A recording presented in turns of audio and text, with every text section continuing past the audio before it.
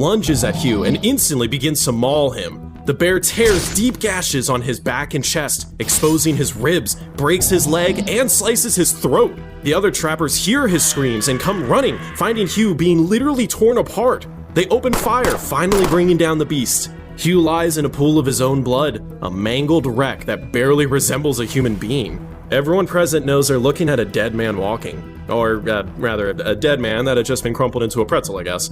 They fashion a makeshift stretcher and drag him along for 2 days, but his weight slows their progress to a crawl through dangerous territory.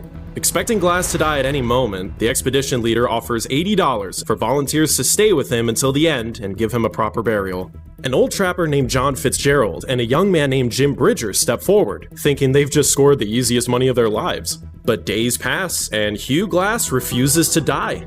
Fitzgerald and Bridger watch as Hugh drifts in and out of consciousness. Each time they think he's gone, he lets out another painful groan. Poor old Hugh, it won't be long now.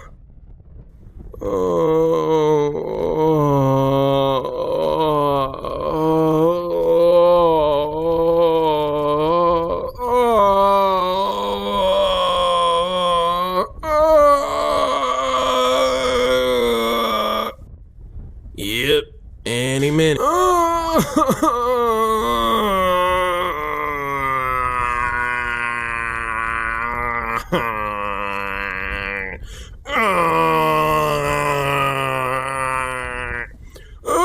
my god, just fucking die already! 5 days pass, and Hugh is still not dead. The trappers begin to panic. What if the Indians find them? They'd be sitting ducks. Hugh is obviously not going to make it, and there's no reason for him to take them with him. So in a moment of cold calculation, they decide to take Hugh's rifle, knife, and supplies and abandon him alone in the wilderness. Fitzgerald and Bridger quickly catch up with the main expedition and report that Hugh Glass had passed away. The other men accept this without question. After all, they'd seen what the guy looked like when they left.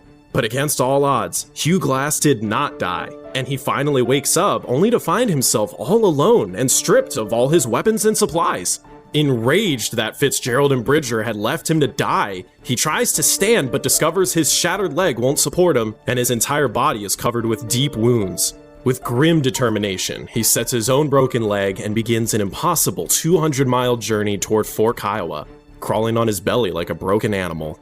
Every day he drags himself a few agonizing miles, eating berries, roots, bark, and bugs to survive. Maggots hatch from fly eggs in his festering wounds and begin devouring the rotting flesh on his back, which is super gross, but actually probably saved his life by preventing a deadlier infection that would have killed him. While any sane man would have